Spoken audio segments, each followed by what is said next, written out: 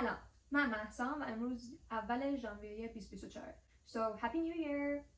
خب من امروز یه استوری گذاشتم که داشتم دفتر در واقع بولت جورنال هزینه هام رو کامل می‌کردم و چون که یک سال گذشته دوست داشتم برام جالب بود ببینم که اوکی حالا هر کدوم از این کاتگوریایی که من دارم برای خرج و مخارجم تو ماه‌های مختلف چی جوری بوده.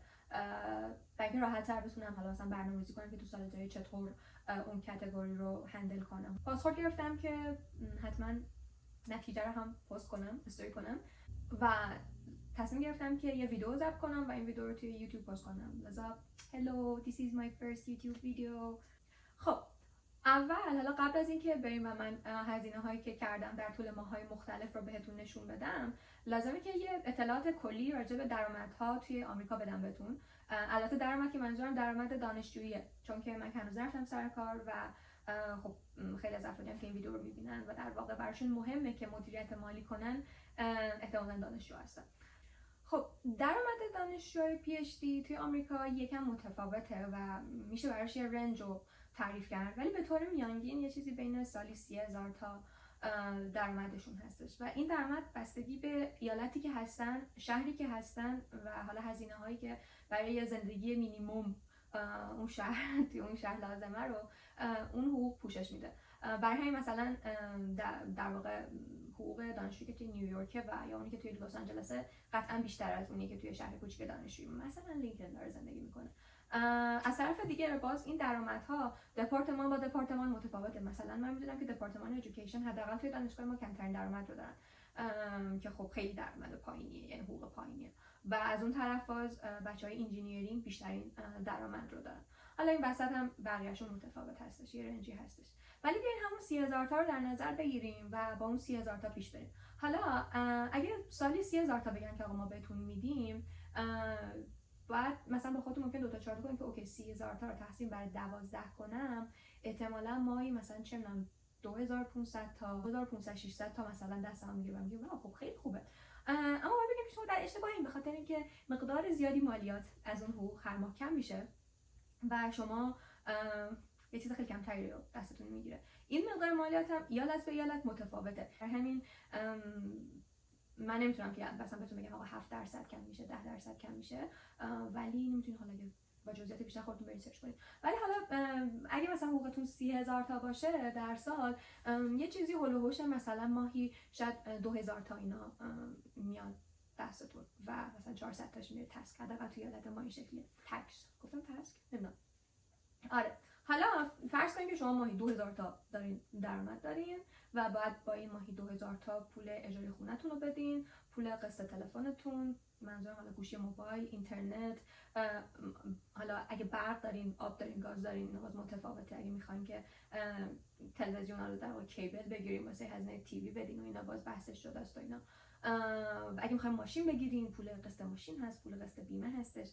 از طرفی باز یه سری از دانشگاه‌ها درسته که حالا شهریه دانشگاه رو روی همون حالا فاندی که هستش یا علاوه بر اون استیپند ماهانه‌ای که دارین، شهریه هم ویو میشه انگار براتون، شهریه هم دانشگاه میده بهتون، ولی باز شما یه مقدار کمی در واقع هر ترم باید پول بدین که بیشترش برای هزینه بیمه‌تونه و خب اینم بحث این که دانشگاه چه بیمه‌ای براتون داره و مثلا بیمه چقدر کاورج داره و اینا متفاوته.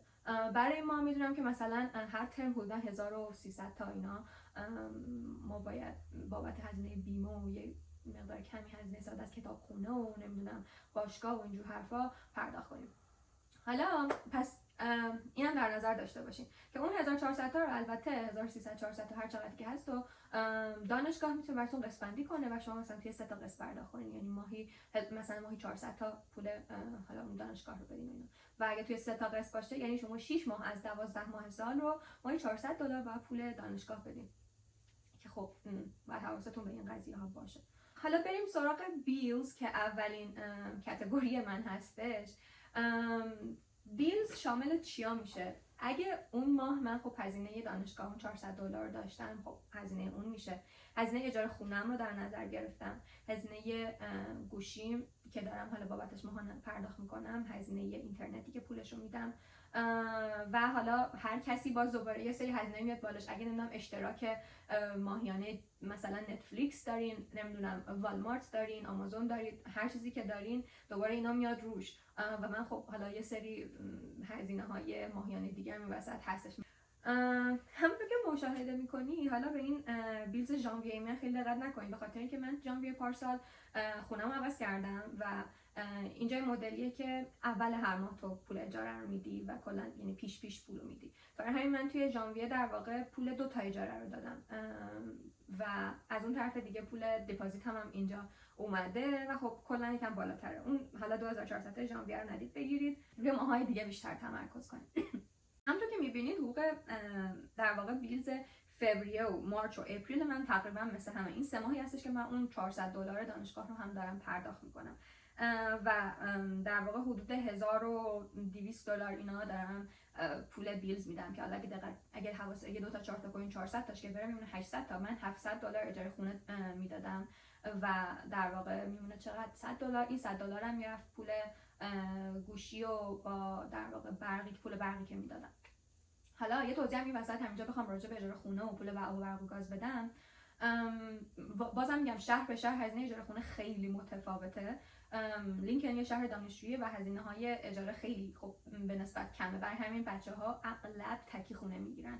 ترجیحشونه که مثلا ماهی حالا 700 تا 600 تا اینا پول اجاره بدن ولی خب تکی باشن. ولی من میدونم تو خیلی از ایالت‌های دیگه و خیلی از شهرهای دیگه بچه‌ها با هم دیگه خونه میگیرن و بعد اینا مثلا وقتی 2 نفر با هم خونه میگیرن مثل ایران نیست که آقای خونه یه خوابه بگیریم با هم دیگه باشیم و اینا، نه، هر کسی یه اتاق خواب جدا داره. حالا یه سری از خونه‌ها اون اتاق خواب هر کدوم یه دونه سرویس بهداشتی و حموم جدا هم دارن یا که نه مثلا یه دونه مشترک دارن و اینا. خب اگه اینجا مثلا بخوای خونه 2 خوابه بگیری هزینه‌ات باز کمتر میشه، مثلا از ماهی 400-500 تا اجاره شروع میشه. بعد و این قیمتایی هم که من دارم بچه‌ها دقیقاً اینا مینیممه. خب ما قطعاً اینجا خونه‌هایی هستش که ماهی 2-3 هزار تا هم اجارهش باشه یا حتی بیشتر، حتی توی لینکن که شهر دانشجوییه. برای همین من حالا اینا که میگم 600 700 400 500 واقعا قیمت‌های مینیممی هستش که خونه‌های حالا خیلی قدیمی 100 ساله اطراف دانشگاه مثلا این قیمت‌ها رو بهتون میدن و اینا. خب نکته بعدی راجع به حالا هزینه آب و برق و گاز آمریکا. هزینه گاز خیلی زیاده. من نمیدونم حالا چجوریه بگم که خونه قدیمی تر گاز دارن یا جدیدتر گاز دارن، نمیدونم واقعا، ولی مثلا اینجا ما حواسمون هستش که اگه میخوایم خونه بگیریم برای اون خونه هزینه گاز ندیم، به خاطر اینکه حداقل ماهی نمیدونم $80 $90 ماهی معمولی اگه زمستون باشه 100 خورده پول گاز باید بدیم و این علاوه بر پول برقه. یعنی مثلا ماهی هم چه میدونم حداقل مثلا تو زمستون در نظر بگیر مثلا $80 پول گاز بدی، $40 مثلا پول برق بدی و میشه چقدر؟ $210 مثلا داری آبومان که چی میگم بهش نمیدونم. بعد پول آبم اینجا حالا تو این خونه قدیمی رو خب صاحبخونه میده، یعنی مدیر میده و اینا، چون که هزینه‌اش خیلی زیاد نیست. ولی خب خیلی از خونه‌ها هستن که همه چی با خودته، پول آب با خودته، پول برق با خودته، گاز با خودته، تمیز کردن این چمنای جلوی خونه با خودته، بیرون گذاشتن آشغالا، یعنی از این سلاشخال بزرگا رو ببری بذاری در خیابون که الان ماشین شهری بیاد برداره با خودته. ولی خب اینجا این مدلی مثلا اینجا که الان من هستم و حالا اونجا که بودم پارسال این مدلی بودش که من فقط پول الکتریسیته میدادم و همین، که خب پول الکتریسیته هم بسته به خونه مثلا تو فصل سرد ماهی مثلا $60 $70 اینا میشه و تو فصل گرم که خب خیلی شوفای روشن نمی‌کنی ماهی مثلا $40-50 این حدودا مثلا پول الکتریسیته من میشه. ولی نکته دیگه هم هستش که اینجا همه چیزو میتونی قسطی بگیری، ولی باید حواست باشه آقا مثلا قسطی میگی اوکی مثلا ماهی $50، ولی بعد یه دفعه میای با خودت و میبینی که داری ماهی $500 قسط چیز چرت و پرتای مختلفو میدی. در همین باید واقعا حواستون باشه که بابت چی دارین پول قسط میدین. کاتگوری بعدی کاتگوری گروسری هستش، یعنی مثلا همین چیزایی که براش بس خونه خورد و خوراک و این حرفا مثلا من میخرم. یه نکته باید اینجا بگم حالا قبل از که بریم سراغ کاتگوری بعدی، چون حالا بیلز یه چیز نسبتا میتونم بگم برای همه توی یه رنجه، ولی واقعا این سه تا کاتگوری بعدی خیلی به سبک زندگی آدم‌ها فرق داره. مثلا برای گروسری اینکه تو از چه سوپرمارکتی بری خرید کنی، چقدر مثلا سبزیجات میخوری، چقدر گوشت میخوری، چقدر مثلا چه میدونم نوشیدنی میخوری، هر چیز دیگه واقعا تاثیر میذاره. من خودم میدونم که مثلا حالا با بچه دیگه مقایسه کردم، من هزینه مثلا کمتر از میانگین رو برای گروسری خرج میکنم چون من واقعا نمیخورم چیزی، و یا اینکه مثلا میگم خیلی کیفیت حالا به جز گوشت بقیه چیزایی که میخرم خیلی کیفیتش توجه نمیکنم که مثلا چه میدونم تخم مرغی که میخرم مرغش از چی مثلا تغذیه کرده باشه و اینا رو من خیلی برام مهم نیستش، میرم میدونم یه چیزی که ارزون تر رو میگیرم.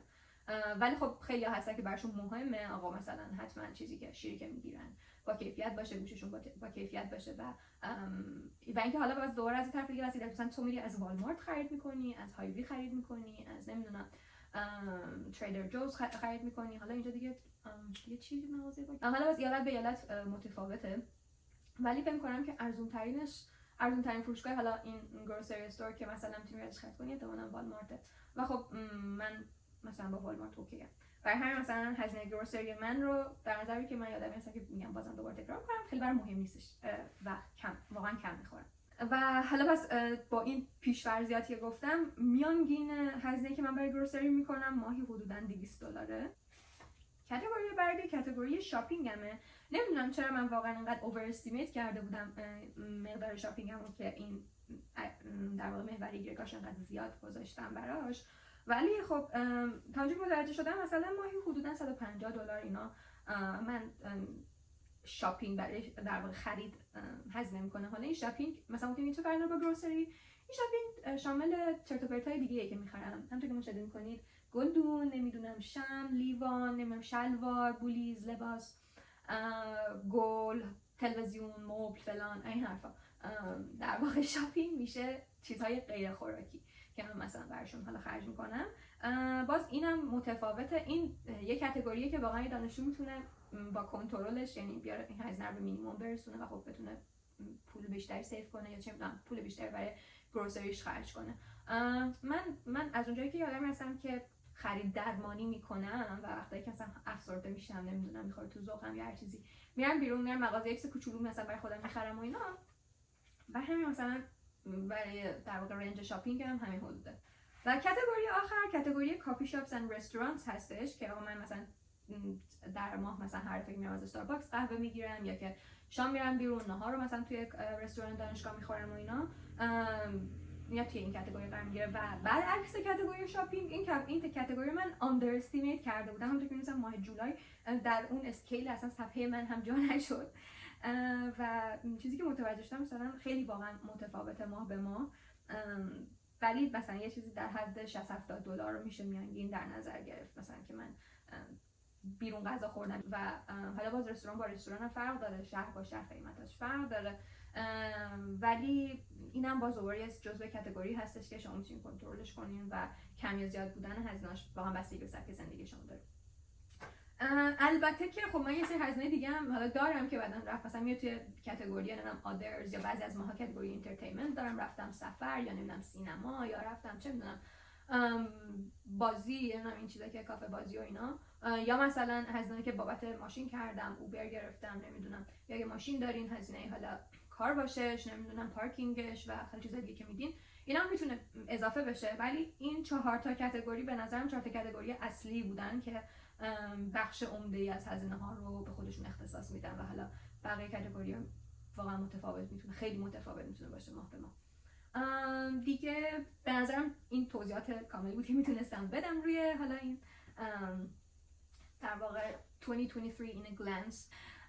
اگه سوال چیز داشتید حتما توی کامنت ها بپرسید و اگه دوست داشتید که راجع به حالا موضوعات دیگه ویدیو بگیرم و با جزئیات بیشتر توضیح بدم بازم توی کامنت ها بهم بگید. بای بای.